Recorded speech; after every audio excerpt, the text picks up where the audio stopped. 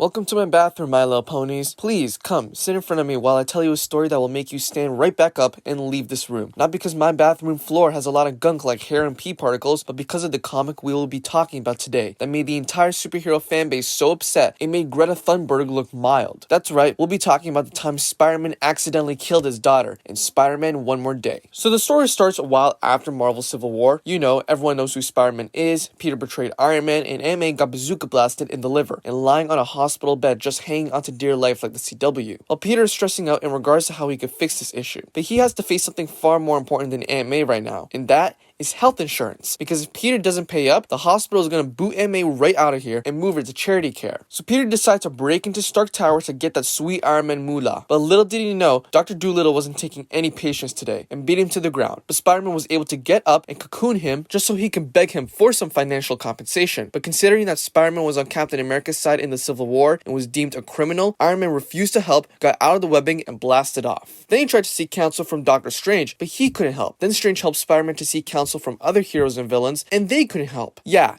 exactly. Doctor Doom, Strange, Mr. Fantastic, Iron Man, and so many other people with immense intelligence couldn't fix a bullet wound. But when he left the Sanctum Sanctorum, he found a little puny girl who scurried off into an alleyway, but suddenly transformed into an old woman, who really gave a meaty slap across his chocolatte's face and gave him the cold truth that Aunt May will die. But there is one person who can help you. And after saying that, this woman suddenly transformed into the person that will help Spider-Man solve this grand problem. And that man is the Sriracha Man himself, Mephisto. And they were ready to bargain. But Peter wants to make this decision with MJ. So Mephisto brought him to MJ, and now this family of hell is together and ready to make this bargain, which is that Mephisto would help save Aunt May in exchange for not a soul, not a PS5, or an audition for a Marvel movie, but instead their marriage. Which basically means that MJ and Peter would not only forget who they are, but they would never have gotten married. This put these two lovebirds in the most frustrating situation possible. More frustrating than trying to buy a car at the DMV. But MJ asked the greatest question ever to this idiotic Spider-Man, with the hopes that this might change his mind about the Mephisto bargain. She asked, what if this is Aunt May's time to die? Peter said that he considered it may be her time, but he can't live with the decision that she died because he made the dumb decision of revealing his identity. If she died naturally, that's fine, but she can't die because of me. But suddenly, Mephisto shows up once again to go into more detail about the deal and decide to throw a little extra spice on this chili dog. Since all this happened because people know who Spider-Man is, Mephisto decided to not only save May, but make everyone forget Peter Parker is Spider-Man, obviously in exchange for their marriage. So after even more mental tussling, they both decided to go forth with the deal. And as Mephisto was commencing the spell, he decided to spill some extra beans on this deal. So here's what I mean. Remember that little girl we saw a few moments earlier? That was going to be Peter and MJ's daughter if they let Aunt May die. But instead, they just let their future daughter die. Mephisto really pulled the rug right under these two fools and left out a few intricate details because after revealing this news, he made quick work of the spell and Peter suddenly woke up alone in his bed, saw his Aunt May alive and well in the kitchen, and went to a party with Harry Osborn just to be oblivious to an attractive looking redhead. And yeah, that's about it. Subscribe and I'll see you later.